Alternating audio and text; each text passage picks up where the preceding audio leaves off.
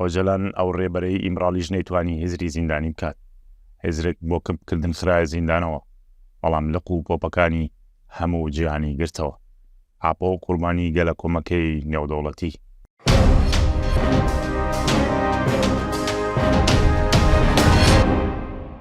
هەر لە سەرەتاکانی تەمەنیدا و لە تەمەنی 10 ساڵیەوە دەست دەکا بە خوێندنەوەی کتێبە دینیەکان. لە تەمەنی 11 ساڵیەوە هاتشوی مزگەوتی دەکرد و سەرسام بوو بە بیر و باوەڕی بیرمەندی ناوداری کورد ساید نەوڕەسی. عوسمان ئۆجەلانی برای دەڵێت ئاپۆ هەر لە منداڵیەوە کەسێکی جیاواز بووە لە منداڵەکانی دیکە.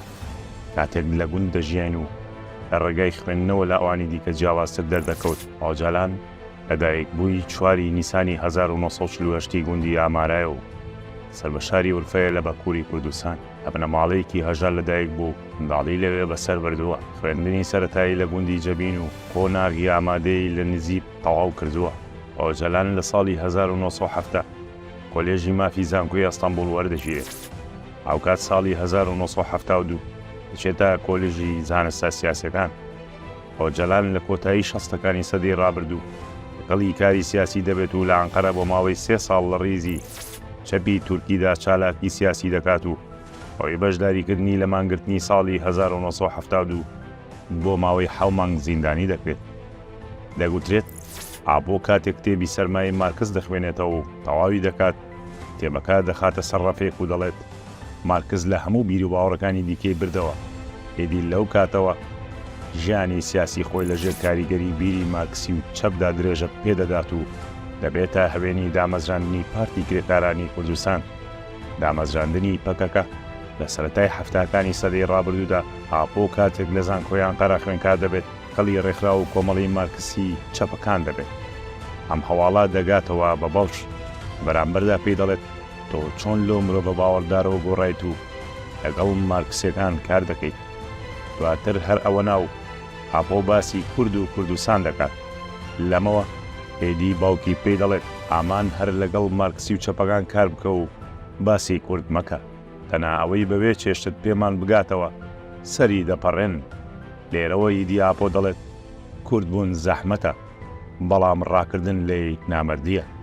پەکەکە کە لە ڕۆژی 27/11/1970 لە گوندی فیسی سەر بە قەزای لیچە لە پارێزگای ئامەد لە باکووری کوردستانی یەکەم کۆنگرەی خۆی بە بەشداری 23 کەس بەست و دامەزراندنی خۆی ڕاگەیاند. دانانی ناوی پارتی کرێکارانی کوردستان بۆ حیزبە تازە دامەزراوە لەلایەن ئەندامێکی کۆنگرەی یەکەمی پەکەکە بە ناوی فەرهاد کورتای پێشنیاز کراوە و لەو کۆنگرەیەدا پەسەند کرا. پێش دامەزراندنی پەکەکە ئەندام و لایەنگرانی ئەو حیزبە بە ناوی ئاپۆچیەوە کار و چالاکییان بەڕێوە دەبرد. یەکەم دەستەی ئەو کەسانەی پێیان دەگوترا ئاپۆچی لە ساڵی 1974 لە ئەنکەرەی پایتەختی تورکیا وەک گروپێکی فکری و ئایدۆلۆژی بە سەرۆکایەتی عەبدوڵڵا ئۆجەلان دەستیان بەکار کرد. جابوونەوەی ئاپۆکانیش بۆ ئەو بێومێدیە دەگەڕایەوە کە ئاپۆ لە چەپی تورکی هەیبووە، پەیوەست بە پشتگیریکردنی پرسی کورد لە تورکیا. لە ساڵی 1970 پەکەکە بڕیاریدا بۆ درێژەدان بەکار و چالاکی بگەڕێتەوە بۆ باکووری کوردستان. ساڵێک لە دوای گەڕانەوەیان بۆ باکووری کوردستان بەشداری 23 کەسی یەکەم کۆنگرەیان بەست. لەو کۆنگرەیەدا 7 کەس بۆ دەستەی بەڕێوەبەری پەکەکە هەڵبژێردران. درامای دەستگیرکردنی ئاپۆ و گەلە کۆمەکەی نێودەوڵەتی. ئۆجەلان بەم شێوەیە پێناسەی پیلانگیری نوێتشینی یەکەمی 1990 دەکات و دەڵێت من دیلی تورکیانیم، بەڵکو دیلی گەلە کۆمەکەیشی نێودەوڵەتی کە پرۆسەکە لە سووریاوە دەستی پێکرد بۆ ئیمرالی و گەورەترین پلانگەڕی ناتۆیە لە مێژوودا.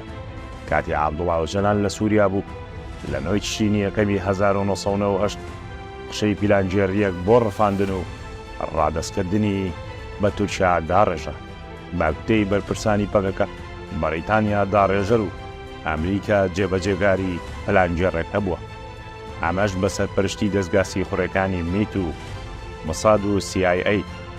سلێمان دێمێرڵۆ سەرۆکۆماری ئەو کاتی تورکیا بڕیاری بەکارهێنانی هێزی دژی سووریا لە پەرلەمان دەرکرد و بەوەی دەبێت ئۆجەلان لە خاچی سووریا دەربکرێت.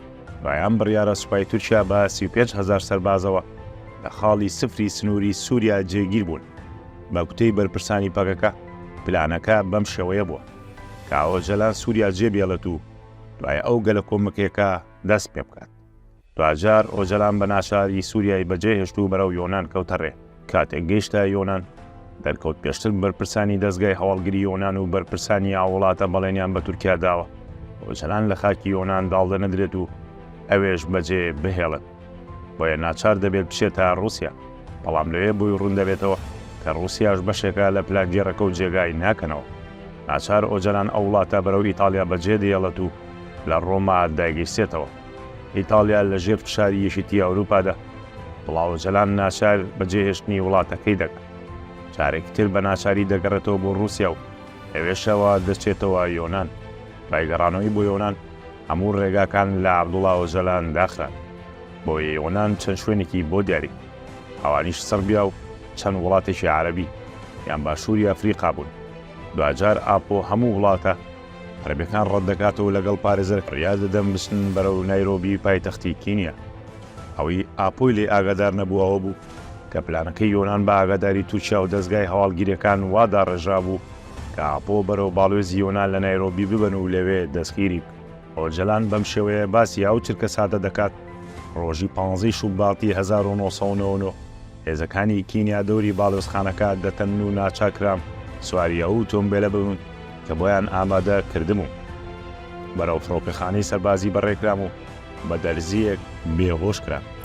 لە دوای دەستگیرکردنی ئۆجەلانیش بە هەزاران کورد لە وڵاتانی ژیان و لە بەردەم باڵێزخانەکانی یۆنان و ئیسرائیل گرتبوونەوە ئیدانەی دەستگیرکردنی ئۆجەلانیان.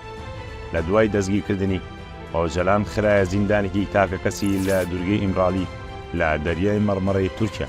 ئۆجەلان تاکە زیندانی کراوی ئەو شوێنە و زیندانەکانی دیکە گواسترانەوە بۆ زیندانێکی دیکەی تورکیا و زیاتر لە 1000 چەکدار بۆ ئەو پاسەوانیکردنی ئۆجەلان دانرا.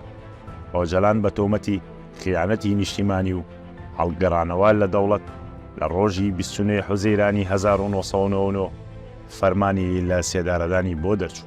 بەڵام تورکیا لە کانونی دووەمی 2000 بڕیاریدا فەرمانی لە سێدارەدانی ئۆجەلاندا بخات تاوەکو دادگای مافەکانی مرۆڤ لە یەکێتی ئەوروپا پێداچوونەوە بۆ بڕیارەکە دەکات.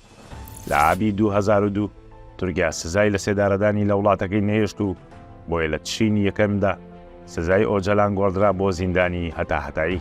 لە دوای دەستگیرکردنیەوە بیر و باوەڕی ئاپۆ بوو بە ڕێگای خەباتی سەدان هەزار کەس و خەبات و بەرخودانەکان زیاتر بوون. ژمارەی کتێب و تێزەکانیشی بۆ ژیان و ئازادی و چارەسەکردنی پرسی کورد لە ڕۆژهەڵاتی ناوین دەواازە و سنوورەکانی بڕینە و بوون بە بابەتی لێکۆڵینەوە لە ناوەندە جیهانەکان. هەر لە زیندانەوە دووجارە ئاگربەستی ڕاگەیاند و ئامادە بوو پرسی کورد بە ئاشتی لە تورکیا چارەسەر ببێت. بەڵام هەموو جارێک تورکیا پرۆسەکەی لەبار بردووە.